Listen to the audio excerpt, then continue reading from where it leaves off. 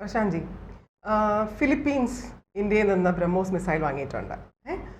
അതിന് പുറമെ ഇന്ത്യയിൽ നിന്ന് കൂടുതൽ ആയുധങ്ങൾ വാങ്ങാൻ തയ്യാറെടുക്കുകയാണ് ഫിലിപ്പീൻസ്.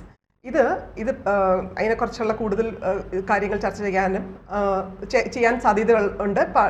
ഇന്ന് ഫിലിപ്പീൻസിൻ്റെ president Ferdinand R Marcos junior India സന്ദർശിക്കുന്നുണ്ട്.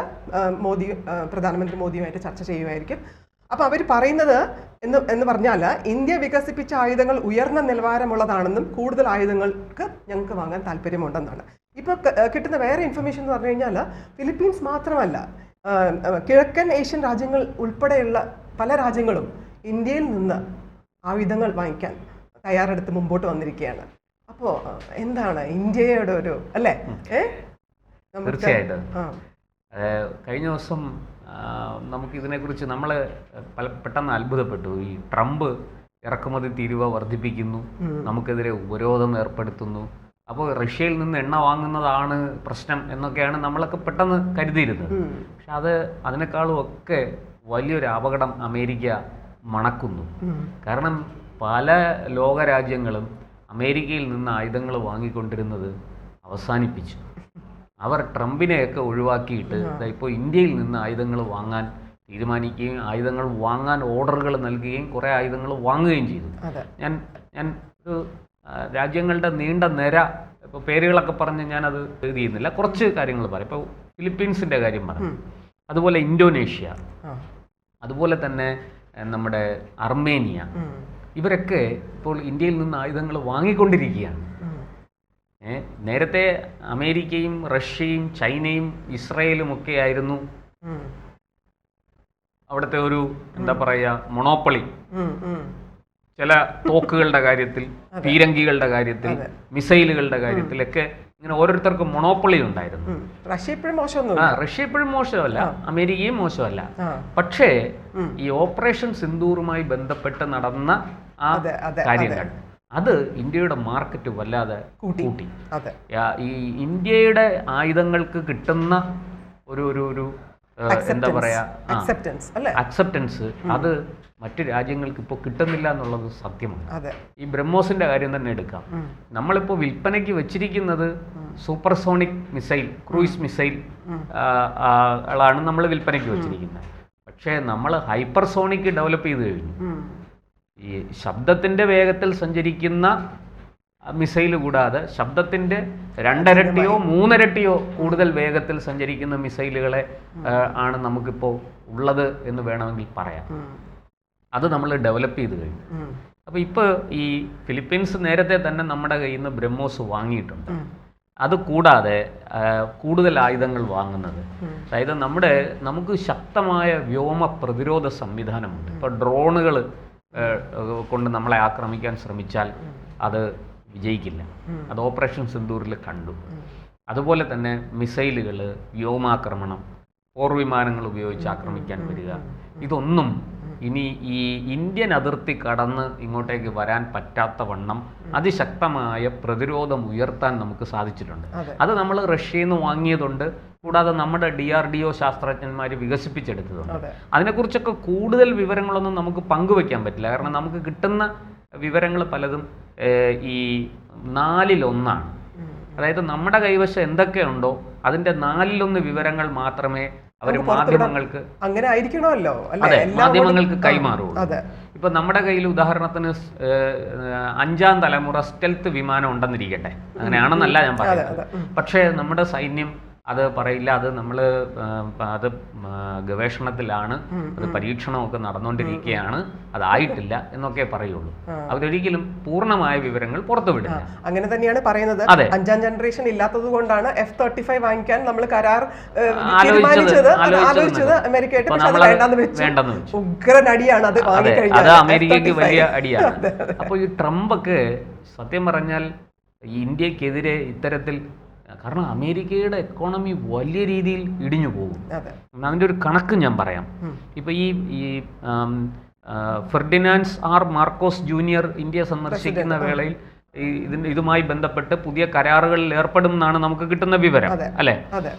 അത് മാത്രമല്ല, ഈ ഫിലിപ്പീൻസിന് രണ്ടാമത്തെ ബാച്ച്, ആദ്യം ഒരു ബാച്ച് ബ്രഹ്മോസ് കൊടുത്തു. ഇപ്പൊ രണ്ടാമത്തെ ബാച്ച് മിസൈൽ യൂണിറ്റ് കൈമാറിയിരിക്കുകയാണ്. അത് $3.75 കോടി, ഏതാണ്ട് 328.17 കോടി ഇന്ത്യൻ രൂപ. ചെറിയ തുകയാണോ? ഇനി അടുത്തത് 2022 ഇത് സംബന്ധിച്ച് കരാറൊക്കെ നടന്നത്.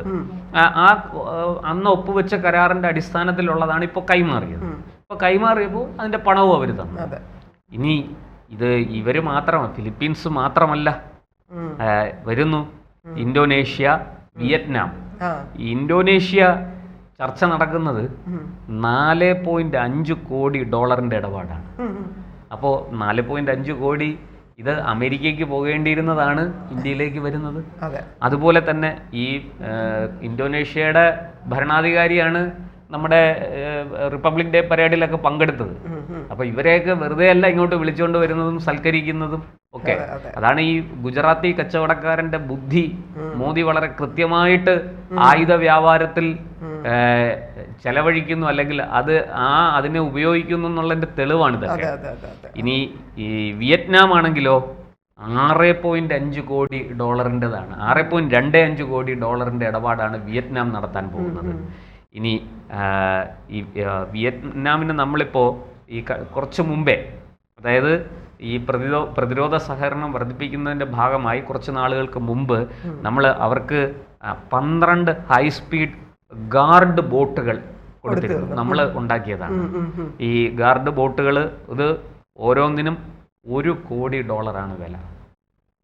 അങ്ങനത്തെ 12 ഹൈസ്പീഡ് ഗാർഡ് ബോട്ടുകൾ ഇന്ത്യ വിയറ്റ്നാമിന് വേണ്ടി നിർമ്മിച്ചു കൊടുത്തിട്ടുണ്ട്. ഇനി അർമേനിയയും അസർബൈജാനും തമ്മിലുള്ള യുദ്ധം കാലങ്ങളായിട്ട് തുടരുന്നതാണ്. അതിൽ അർമേനിയയ്ക്ക് എപ്പോഴും ഒരു സെറ്റ് ബാക്ക് ഉണ്ടായിരുന്നു, അവരൊരടി പുറകിലായിരുന്നു. ഈ അസർബൈജാനെ സഹായിക്കുന്നത് തുർക്കിയൊക്കെയാണ്. അപ്പോൾ അവരിപ്പോൾ ഈ അർമേനിയ ഇന്ത്യയുടെ കയ്യിൽ നിന്ന് പുതിയ ആയുധങ്ങൾ വാങ്ങി, തോക്കുകൾ വാങ്ങിയിട്ടുണ്ട്, ഗ്രനേഡുകൾ, അങ്ങനെ പല സാധനങ്ങളും, റോക്കറ്റ് ലോഞ്ചറുകളൊക്കെ വാങ്ങിയിരുന്നു. ഇത് കയ്യിൽ കിട്ടിയതോടുകൂടി അർമേനിയയുടെ പ്രഹരശേഷി വർദ്ധിച്ചു എന്ന് മാത്രമല്ല, അസർബൈജാൻ തോറ്റോടുന്ന കാഴ്ച കണ്ടു ലോകം. അതോടുകൂടി അർമേനിയ വലിയ ഉത്സാഹത്തിൽ ഇന്ത്യയിൽ നിന്ന് കൂടുതൽ സാധനങ്ങൾ, യുദ്ധോപകരണങ്ങൾ വാങ്ങാൻ തയ്യാറായിട്ട് വന്നു. ഇത് ചെറിയ കാര്യമല്ല. ഇതിപ്പോ ഇങ്ങനെ ഈ ചെറിയ രാജ്യങ്ങൾ $5 കോടി, $6 കോടി, ഇങ്ങനെ 10 പേരാകുമ്പോ എത്ര കോടി ഡോളറായി? ചെറിയ ചെറിയ രാജ്യങ്ങൾ, ഈ ചെറിയ രാജ്യങ്ങളെല്ലാം അമേരിക്ക ഭീഷണിപ്പെടുത്തിയും തന്ത്രങ്ങൾ ഉപയോഗിച്ചും ഒക്കെ അവരുടെ വരുതിക്ക് നിർത്തി അവര് തന്നെ ലോൺ കൊടുത്ത് അവരുടെ സാധനങ്ങൾ വാങ്ങിപ്പിച്ചുകൊണ്ടിരുന്നതാണ്. അത് മുഴുവൻ ഇപ്പോൾ ആ വിപണിയാണ് വലിയ തകർച്ച നേരിടുന്നത്. സ്വാഭാവികമായിട്ടും ട്രംപിന് വട്ടളവും.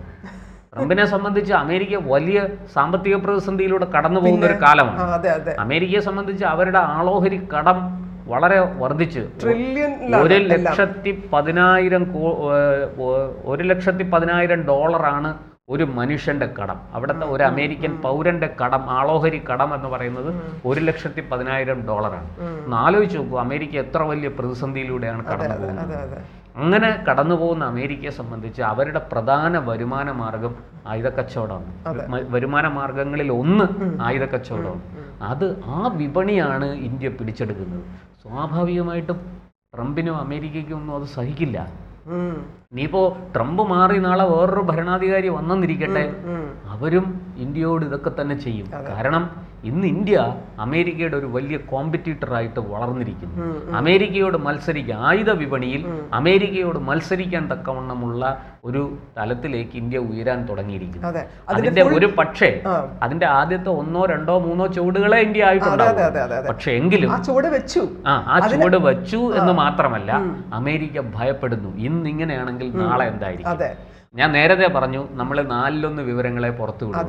അപ്പോൾ അമേരിക്കയ്ക്ക് അതറിയാം. കാരണം എപ്പോഴും ഈ ഡിഫൻസ് സ്ട്രാറ്റജി, പ്രതിരോധ തന്ത്രങ്ങൾ എപ്പോഴും എല്ലാ രാജ്യങ്ങൾക്കും പരസ്പരം മനസ്സിലാവും. നമ്മുടെ കയ്യിൽ ഇന്നിരിക്കുന്ന ആയുധങ്ങൾ ഇന്നതൊക്കെയാണെന്ന് പറഞ്ഞാൽ അതിന്റെ അർത്ഥം അതിന്റെ ഒരു തൊട്ടടുത്ത തലമുറയിൽപ്പെട്ട ആയുധങ്ങളെങ്കിലും നമ്മൾ വികസിപ്പിച്ച് വെച്ചിട്ടുണ്ട്, അത് പുറത്തു വിടുന്നില്ല എന്നുള്ളത് അവർക്ക് മനസ്സിലാവും. ഒരു ചെറിയ പേടി എന്തായാലും കാണും. ഇവിടെ ഇതാണ് അമേരിക്കയെ ചൊടിപ്പിക്കുന്നത്. അല്ലാതെ റഷ്യയുടെ നമ്മൾ എത്രയോ കാലം റഷ്യയുടെ എണ്ണ വാങ്ങിച്ചു, അമേരിക്കയ്ക്ക് പരാതിയൊന്നും ഇല്ലായിരുന്നല്ലോ.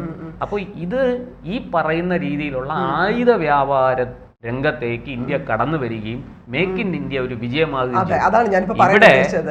മോദി ഗവൺമെന്റ് ഇവിടെ അവരുടെ സക്സസ് ആണ് ഏറ്റവും കൂടുതൽ. കാരണം അവരുടെ കൂടെ നിൽക്കാൻ ഇവിടുത്തെ സയന്റിസ്റ്റ്മാര്, DRDO എല്ലാവരും കൂടെ നിൽക്കാൻ റെഡിയാണ്. കാരണം ഇന്ത്യ ഡെവലപ്പ് ചെയ്യും അല്ലെ. അത് മാത്രമല്ല, എന്താ ട്രംപ് എന്താ പറഞ്ഞേ, ഡെഡ് എക്കോണമി എന്നാണ്. അത് ശരിവെക്കാൻ, അതിന് തലകുലുക്കാൻ ഈ രാഹുൽ ഗാന്ധി തയ്യാറായി. പക്ഷേ ഇപ്പൊ നോക്കൂ, ഡെഡ് എക്കോണമി ആണെങ്കിൽ എന്തിനാണ് ഇന്ത്യക്കെതിരെ ഉപരോധം പ്രഖ്യാപിക്കുന്നത്? ഈ ഇന്ത്യക്കെതിരെ താരിഫ് കൂട്ടുന്നത് എന്തിനാണ്? ഇന്ത്യക്കെതിരെ ഈ താരിഫിൽ പിഴ ചുമത്തുന്നത് എന്തിനാണ്? അപ്പോ ഇന്ത്യ അമേരിക്കയുടെ കയ്യിൽ നിൽക്കാത്ത വണ്ണം ശക്തി ആർജിച്ച് വളർന്നുകൊണ്ടിരിക്കുകയാണെന്നുള്ള തിരിച്ചറിവ് ട്രംപിനുള്ളത് കൊണ്ടാണ് ട്രംപ് ഈ പുകിലൊക്കെ ഉണ്ടാക്കുന്നത്. ഇത് മനസ്സിലാക്കാതെ രാഹുല് ട്രംപ് പറയുന്നതിനെ ഏറ്റുപാടുന്നതാണ് ഏറ്റവും വലിയ സങ്കടകരമായ കാര്യം. പക്ഷെ നമുക്കിപ്പോൾ ഒരു കാര്യം തീർച്ചയാണ്, ഇന്ത്യ പഴയ ഇന്ത്യ അല്ല. ഇന്ത്യ മാറിയിരിക്കുന്നു. ഇന്ത്യ വലിയ രീതിയിൽ ആയുധ വിപണന രംഗത്ത് കാലുറപ്പിച്ചു കഴിഞ്ഞിരിക്കുന്നു. ചെറിയ ചെറിയ രാജ്യങ്ങളെ വളരെ കൃത്യമായിട്ട് നമുക്ക് അവരുടെ ആവശ്യങ്ങൾ നിർവഹിക്കാൻ തക്കവണ്ണം, അവരുടെ ബഡ്ജറ്റിൽ ഒതുങ്ങി നിൽക്കുന്ന വണ്ണം ആയുധങ്ങൾ നിർമ്മിച്ചു നൽകാൻ ശേഷിയുള്ളൊരു രാജ്യമായി ഇന്ത്യ മാറിയിരിക്കുന്നു. അത് ഏറ്റവും വലിയ ഒരു വെല്ലുവിളിയായി അമേരിക്ക കാണുകയും ചെയ്യുന്നു.